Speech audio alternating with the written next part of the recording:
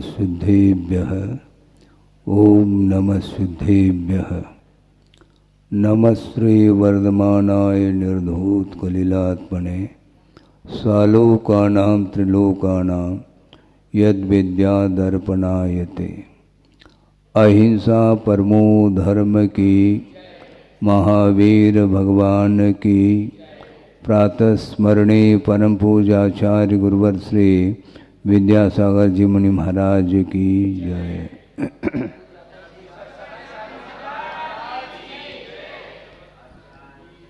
तत् भवे किम शरणम जत्त सुरिंदान दीसले विलवो।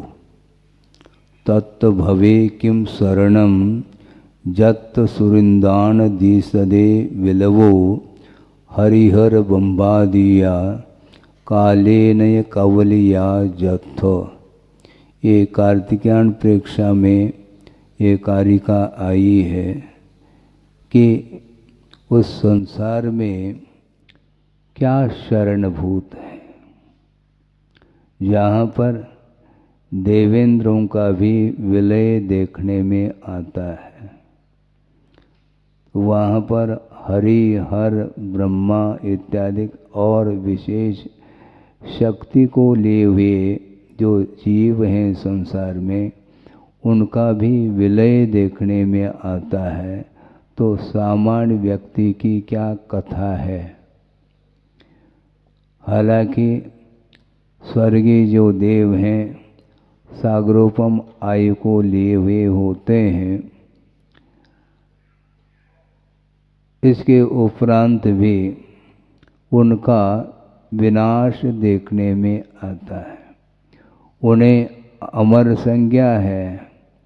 हम और आपके अपेक्षा से अथवा अन्य गतियों में जो आयु है उसकी तुलना में उनकी आयु बहुत दीर्घता को लेकर के होती है। सागरोपम आयु है और अपने पास पल्योपम भी नहीं, पूर्व कोटि की भी नहीं। बड़ी मुश्किल से 100 साल के भी व्यक्ति एकाध ही देखने को मिल सकते हैं।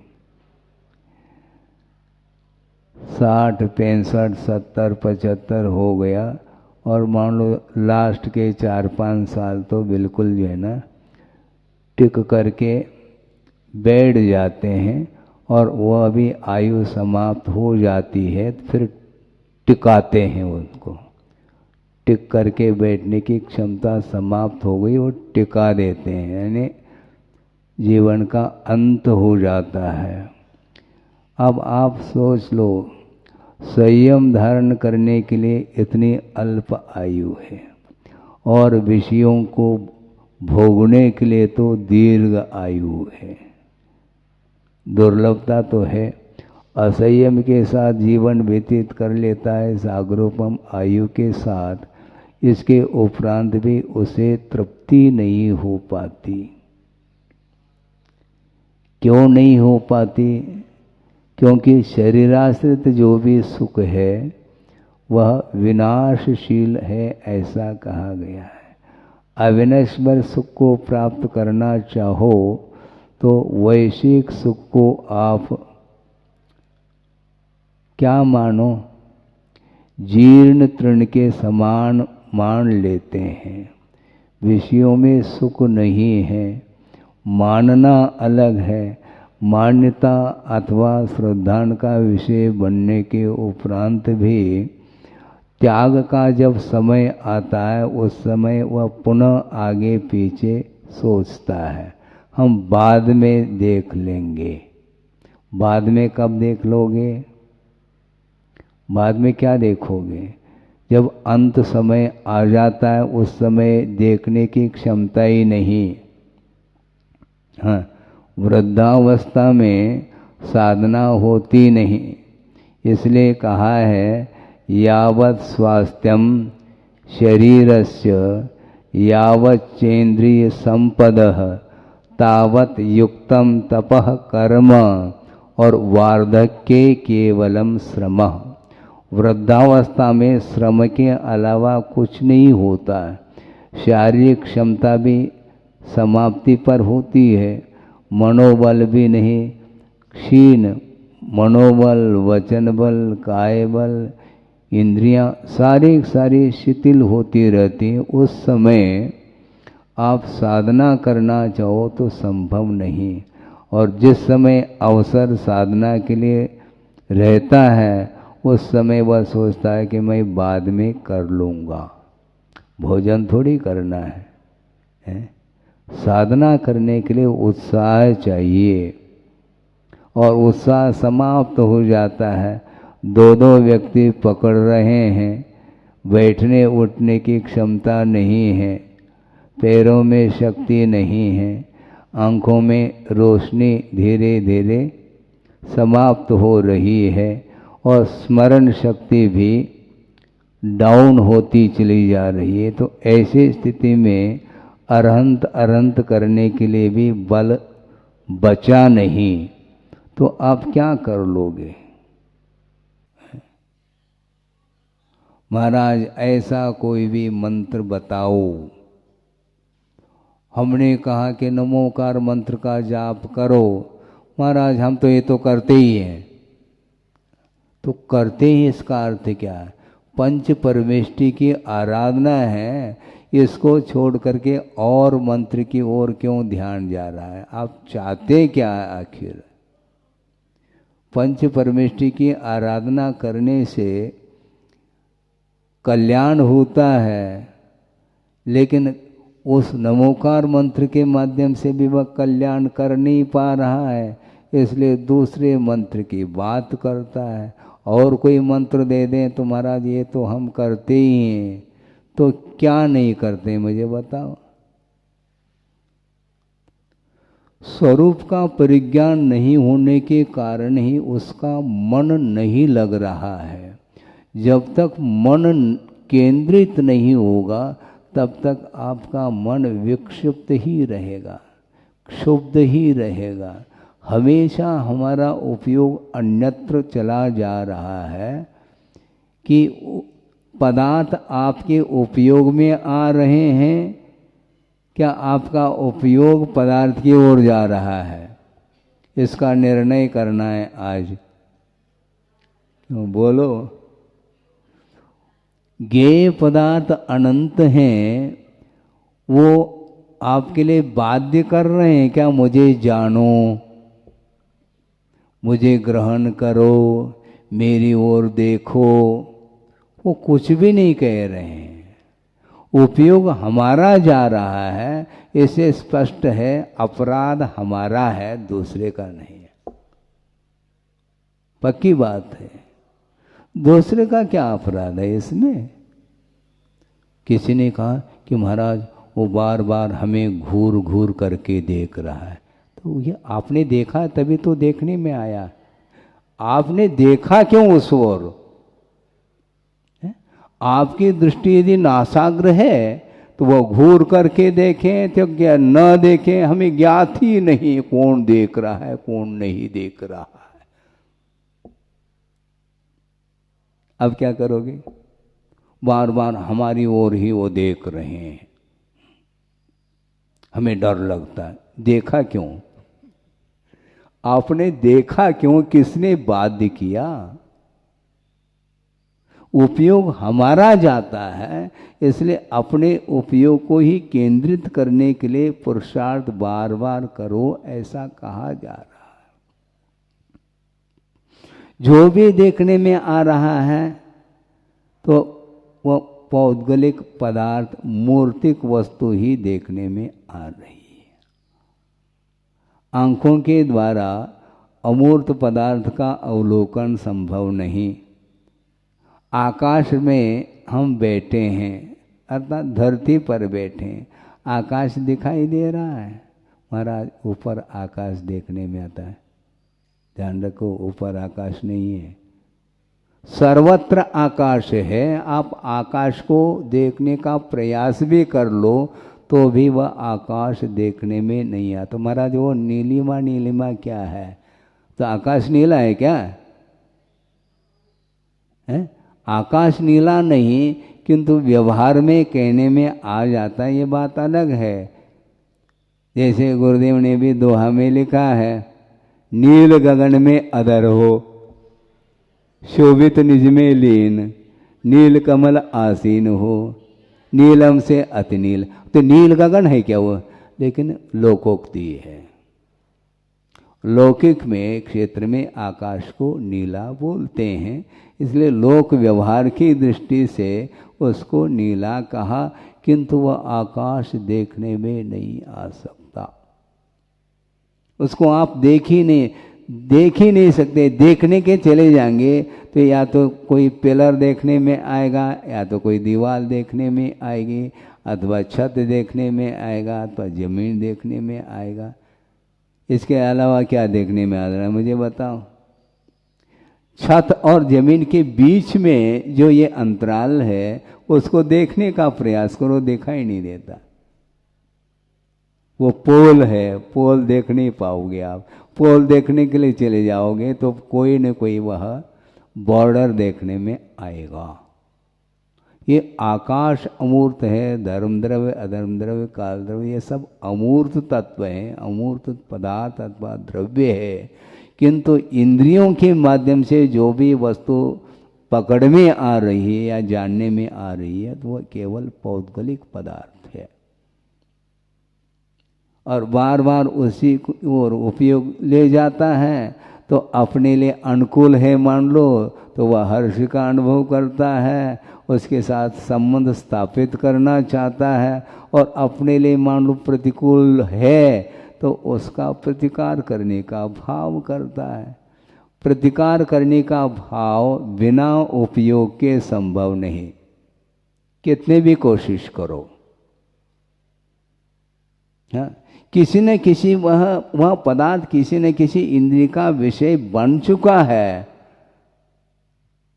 तभी वह प्रतिकार कर रहा है। इंद्रिय का विषय बनने के उपरांत भी उस ज्ञेय के साथ ही मात्र उपयोग का संबंध बना रहे तो प्रतिकार का भाव नहीं आ सकता, क्योंकि वो भी एक परिणति है पुद्गल की। ये काला है, पीला है, नीला है, लाल है, सफ़ेद है, ये सुगंध है, ये दुर्गंध है, कठोर है, मृदु है, ये जितने भी पौद्गल द्रव्य की पर्याय हैं, और ये भी वैभाविक पर्याय हैं, इसलिए उसको ले करके ही हमेशा मन में अथवा उपयोग में उतार चढ़ाव होता रहता है। कभी तनाव का अनुभव करता है, कभी बहुत रिलैक्स अनुभव करता है। ये क्यों है? आखिर संबंध स्थापित हमें नहीं करना चाहिए। करेंगे तो निश्चित रूप से आपके उपयोग में अथवा मन में विकल्प आएगा, या ग्रहण का विकल्प आएगा, या प्रतिकार का विकल्प आएगा। आचार्य ये कहना चाहते हैं, जानने का भी विकल्प समाप्त कर देना चाहिए। हाँ, ग्रहण और प्रतिकार ये बहुत स्थूल है, ये भी इससे भी ऊपर नहीं उठ पा रहा है, तो वह जानने का भी विकल्प समाप्त करो, ऐसा कहना है। उपयोग अपने आप में रहे। मैं अकेला हूँ, ऐसा कहने से मैं अकेला हूँ, और नहीं कहें तो ये सब मेरे हैं, अहम एक हो, अहम एक हो, अहम। ठीक है, स्वरूप की जानकारी की अपेक्षा से एक आध बार चिंतन कर लिया। कितने बार एक होम कहोगे? इसमें भी श्रम ही हो रहा है। आत्मा के पास अनंत गुण हैं, किंतु उन अनंत गुणों में कौन सा गुण ज्ञान गुण ही है जिसके द्वारा हैरान हो रहे हैं हम। वह शांत नहीं बैठ पा रहा, रोजगार चाहिए उसके लिए। वो शांत नहीं बैठ सकता। मेरे पास ज्ञान नहीं है, इनके पास इतना ज्ञान है, इनका घट भरा हुआ है, अच्छा है, और हमारा नहीं भरा हुआ है, हमारा खाली है। क्या खाली और क्या भरा हुआ? ज्ञान कभी भी जीव से पृथक नहीं हो सकता, वह अनन्य, वह गुण माना जाता है उस आत्म तत्व का, द्रव्य का।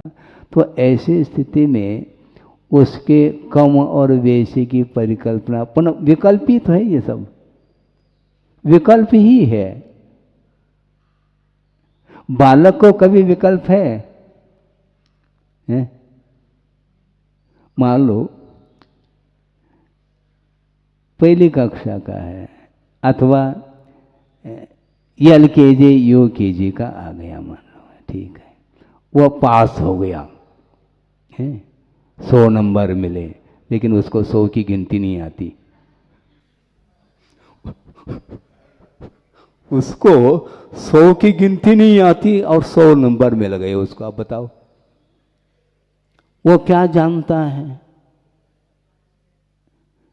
उसको 90 मिल गए, उसको भी मालूम नहीं 90 क्या। मान लो किसी को 50 तक की गिनती याद है और वह पास हो गया, तो 100% पास हो गया, तो उसको शत करने से कोई प्रयोजन नहीं। उसको मालूम शत किसको बोलते हैं। 50 की गिनती और सीखनी पड़ेगी आगे, 60 से लेकर के 100 तक की गिनती।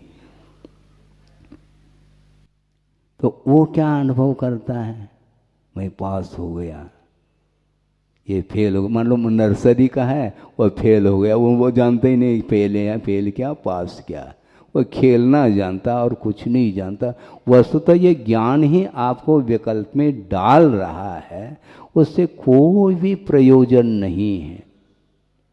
आत्म तत्व का और अपने से जो भिन्न पदार्थ है उसका सामान्य रूप से ज्ञान हो गया, प्रयोजनभूत तत्व का ज्ञान हो गया, उतने मात्र से हमारा कल्याण हो सकता है यदि निर्विकल्पता है तो। नहीं तो हर पल पल पर यदि विकल्प ही आए। अच्छा, ये हम और पूछना चाहते हैं, ये जितने भी विकल्प हो रहे हैं, ये पर को लेकर के विकल्प हो रहे हैं क्या, सो को?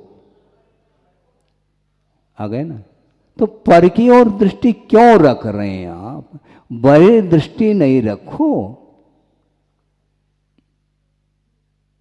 अखंड मौन रह करके भी साधना करने वाले करते, वो कैसे करते होंगे? हमारा तो 1 सेकंड में ही जो मौन टूट जाएगा। टूटता नहीं, हम तोड़ देते हैं उसको। टूटना ये गलत हो जाएगा, टूटता नहीं, हम तोड़ रहे हैं, हम पालन नहीं कर पा रहे। और वो बिल्कुल एकांत में जा करके साधना करने की उनकी भावना है। इच्छत एकांत संवासम निर्जने जनितादर, जो जहाँ पर कोलाहल नहीं है, लोगों का आवागमन आदि नहीं हो, ऐसे एकांत स्थान में जाने के लिए उनका आदर भाव व्यक्त हो रहा है। निर्जने, क्योंकि निर्जना करना चाहता है तो वह निर्जन स्थान को ही ढूंढता है। कोई आने लग जाए तो भैया हम कहाँ आ गए, यहाँ से उठो। क्यों? प्राथमिक भूमिका है, वह एकांत चाह रहा है। और जो प्रौढ़ हो गया, वह भीड़ हो क्या कुछ भी हो, अपने नीड में ही रहता है। हाँ, अपने आत्म तत्व को छोड़ करके अन्यत्र जाना पसंद नहीं करता। मान लो भीड़ जा रही, जाने दो। पुनः वापिस भीड़ क्यों कह रहे हो? देखा तभी तो भीड़ कहा आपने। भीड़ आ गई, हमारे पीछे पड़ रही है, भीड़ की दृष्टि क्यों रखो? आसमान की ओर दृष्टि रखो ना, वहां भीड़ दिखाई नहीं देगी। ऊपर की ओर देखो। हाँ, क्या? कैसे? हाँ, बिल्कुल बिल्कुल। सुनो, पर की ओर दृष्टि आपकी गई है, सुनो सुनो, पर की ओर दृष्टि गई है, इसलिए ये शत्रु है, ये मित्र है। शत्रु है तो अपराधी है, पक्की बात है, हैं? मान लीजिए, क्यों हम क्यों माने? आप बैठे क्या नहीं बैठे क्या पता, हम माने कैसे, किस आधार से माने? हम अभी तो तुम बोल रहे हो, मान लो, हम क्यों माने? हाँ करिए, यदि क्यों लगा रहे हैं आप? हाँ देखिए कैसे परिवर्तन करते, देखिए इसी प्रकार सामयिक में भी परिवर्तन ही चलता होगा तुम्हारा। हाँ, डिस्टर्ब कोई नहीं करता है, ध्यान रखो। सुनो सुनो, यही तो है, आप सुनिए तो। सामायिक आप करते हैं और सामायिक पाठ भी बाद में करते हैं, याद है? कोई डिस्टर्ब नहीं कर सकता, ये ध्यान रखो। अपना कर्म ही डिस्टर्ब कर रहा है। निजार्जितम, सुनो, आप सुनो, व्यवहार की भूमिका में आकर के भी तुम निश्चय की बात करना चाहो तो हम बात नहीं कर सकते, ये ध्यान रखना। यदि आप निश्चय में पहुंच गए तो बातचीत समाप्त हो गई। और व्यवहार की भूमिका में आप आए हैं तो निश्चित रूप से अपने परिणामों के द्वारा जो अर्जित कर्म है, उस कर्म को छोड़ करके दूसरा मेरे लिए न सुख दे सकता है न दुख दे सकता है। यदि इस प्रकार की बुद्धि है, मुझे दूसरा दुख दे रहा है, सुख दे रहा है, इस प्रकार की बुद्धि को छोड़ने के लिए कहा है। हैं? तुम अपनी बुद्धि को भी छोड़ नहीं पा रहे हैं, और दूसरा ये अपराध है, ये निरपराध है, ये क्या है ये? हैं? हाँ, सुनो तो, ये सब जो ना बाहर की, ये भूमिका के बाहर है ये। हाँ, बिल्कुल बिल्कुल एकदम बाहर है, बाउंड्री वॉल के बाहर है, बिल्कुल भीतर की बात करो आप। क्योंकि अंतरंग कर्म के द्वारा ही वह सुखी और दुखी हो रहा है, ये सिद्धांत आपको श्रद्धान का विषय बनाओ। हाँ, पुनः उधर उपयोग जा रहा है, इसी को बोलते हैं बहिर्मुखी दृष्टि। इधर सुन भी नहीं पा रहे हैं आप, अब चर्चा भी लंबी चौड़ी कर रहे हैं आप। हमने क्या कहा था जिस समय आप बोल रहे थे उनसे? हमने कुछ कहा ज्ञात है? हाँ, फिर हाथ जोड़ते। समस्या यही, ये जो ज्ञान जो है ये नचा रहा है, यही विकल्प करा रहा है। आचार्य कहते हैं कि जानना भी बंद कर दो, ग्रहण करना, प्रतिकार करना, ये बहुत बाहरी भूमिका में है। किंतु इन सभी भूमिकाओं से ऊपर उठने के उपरांत भी जानना भी बंद करो। क्योंकि आपके नहीं जानने से पदार्थ में कोई परिवर्तन आता हो, ऐसा कुछ भी नहीं। मान लो ये घड़ी है, हम नहीं जानेंगे तो घड़ी नहीं, मतलब घड़ी बंद हो गई क्या? घड़ी बंद हो गई क्या? क्या कहना चाहते हो? कि ये घड़ी है, ये ज्ञान का विषय बना है, बनाए अनिवार्य है क्या? नहीं। इसलिए ये पदार्थ ही आपको उलझा रहा है, इसलिए इतनी भीड़ है। भीड़ है, आंख मीचो ना, आंख मीचो नहीं, खेलो। हाँ? आंख मीचो नहीं, आंख बंद कर दो, बिल्कुल शून्य हो जाएगा, कुछ भी नहीं रहा। फिर भी महाराज आंख को तो हम बंद कर लेंगे तो किंतु सुनाई तो देता है, वो देगा ना, क्या बात हो गई? हाँ? कहाँ तक आप प्रतिकार करोगे? उपयोग आपका जहाँ रहेगा वहाँ वह टिका रहे तो सारा विकल्प समाप्त होगा। कौन आकर के गए मुझे ज्ञात नहीं, क्योंकि हमने देखा नहीं, देखना क्या, भाव भी नहीं मेरा। इसलिए विकल्प को समाप्त करने का कोई तरीका है, कोई ढंग है तो इतना ही है कि उपयोग उस ओर नहीं ले जाना चाहिए। पदार्थ आपके पास नहीं आ रहा है, हम उसके पास जा रहे हैं। सुदूर एक व्यक्ति बैठा है, हमारी दृष्टि सुदूर गई है, तभी हमने कहा कि वहां पर व्यक्ति एक बैठा है। वो दृष्टि गई क्यों आपकी?